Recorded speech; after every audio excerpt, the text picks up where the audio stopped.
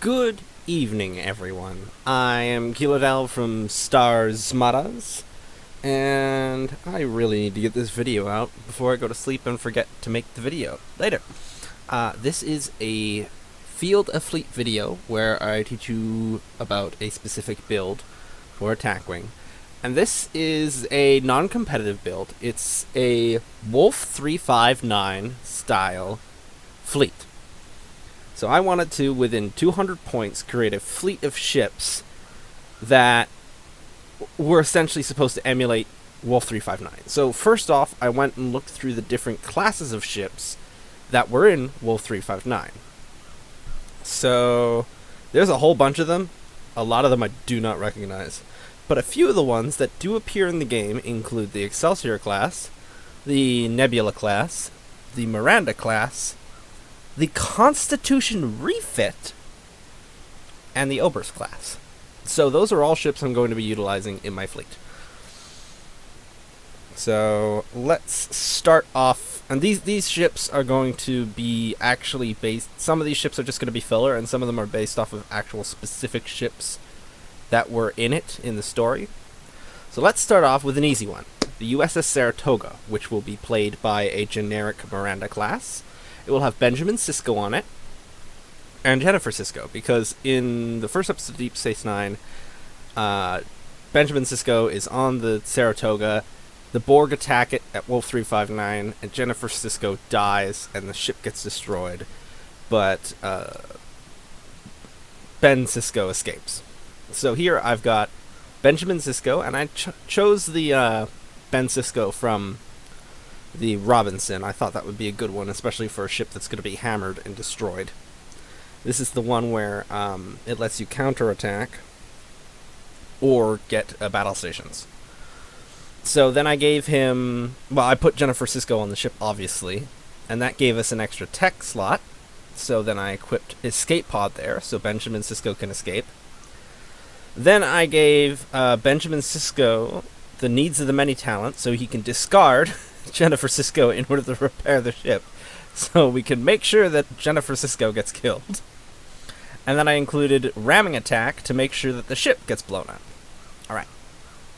So the next one, if you look through the alpha canon and such, you'll find out that the USS Hood was the only alpha canon ship to survive the Battle of Wolf 359. So, luckily we actually have the USS Hood in the game, and USS Hood was captained by Robert DeSoto, who we also happen to have in the game. Now, Robert DeSoto's ability requires crew.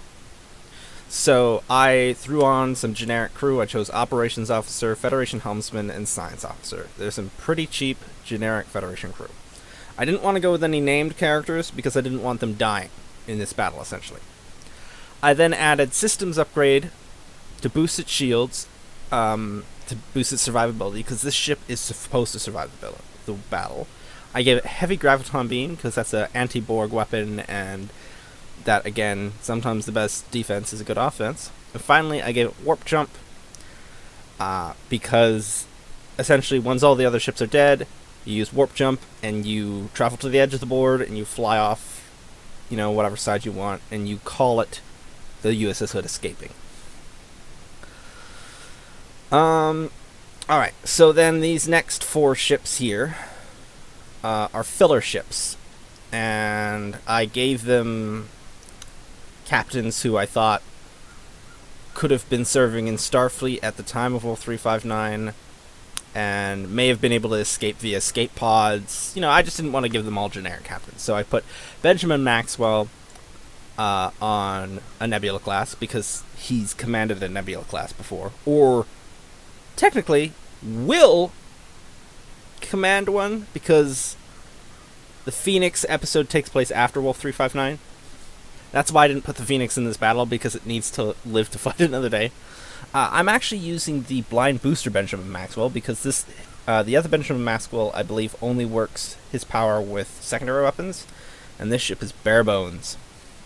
It's 19 SB, and it lets him change his maneuver, and then he discards his card.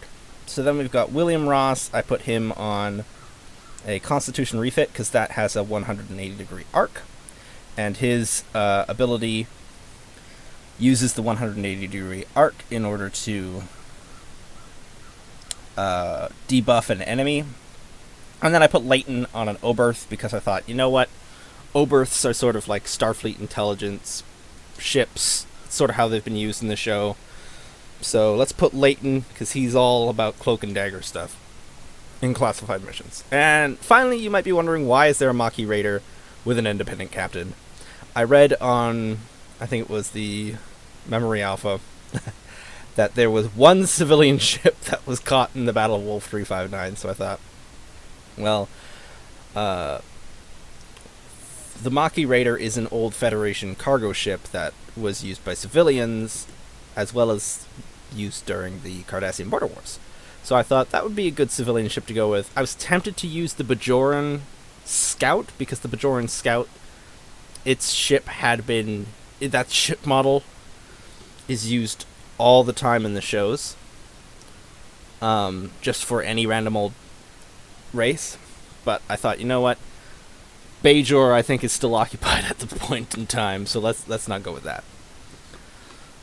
And last but not least, I've saved the best for last. There was one other ship that was at the Battle of Wolf 359 and actually survived, but it's a beta cannon ship. I present to you the USS Righteous. And yes, Q served on the USS Righteous. There's a game, a very old computer game, it was Star Trek Borg, and it was about a cadet who wanted to be a part of the Battle of Sector 001, but he was rejected. And the reason he wanted to go in the Battle of Sector 001 was because his father had died serving aboard the USS Righteous, which was vaporized during Wolf 359. So Q appears and says, hey, I'm going to bring you back in time to save your dad. So the game takes place aboard the USS Righteous, as it makes its... it starts...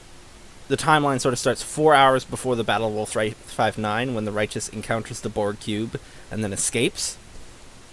And then has to go up into the battle, where eventually it should be destroyed. Anyway, so in it, Q does time magic stuff. The ship gets partly assimilated at one point.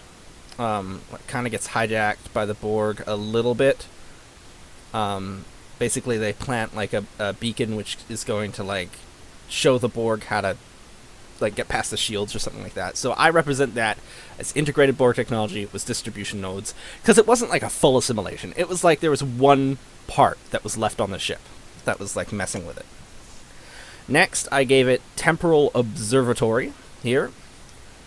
Well, first I gave it Q and Cheat Death. Q because he's literally on the ship. Cheat Death because he uses his powers in order to stop the ship from being destroyed. Well, it's indirectly. He brings this kid back who stops the ship from being destroyed. Anyway, so because it's time travel and they know the future, they know what's going to happen. In fact, they do a couple things where it's like, you know, this is how it's going to play out. I'm going to send you into the past, so you stop it. So I thought Temporal Observatory, good card. Then finally, I chose Commander and Helmsman because your father in the game is Lieutenant Ralph Furlong, who is the flight control officer, who's also technically operations, but you see him manning the helm, so I thought, we'll call him Helmsman, put Helmsman on there. And another character in the game who appears a few times is Commander Bennington Baraka, and he served as the ship's counselor. Now, we did not have a good generic Federation captain who could stand in for Captain Nikola Adropov. So instead I just used a generic captain who kinda could answer the description if you were to give it to a police and you saw him walking out of a gas station, I guess. So yes, that is my Battle of Wolf 359 set here. Now, if you want to make it OP legal, you'd want to swap out Warp Jump for something else. You could use Unimatrix shielding if you want, because that's a 5-point Fed upgrade as well. Now it is 200 SP, so you'd have to be playing it in a 200 SP game, but I think this is good. Now, I originally was going to put a Constellation class ship in here, because a lot of the wacko ships that they put in the Battle of Wolf 359 had all these crazy nacelle alignments. But when looking through the lists, no Constellation class actually served in Wolf 359. Which is funny, because of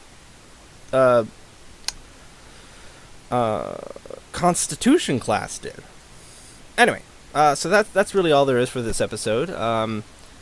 I challenge you to actually make your own Battle of Wolf 359 style fleet within 150 SP, and that might be my next personal challenge, because there is a Wolf 359 scenario which requires a fleet of 150 SP.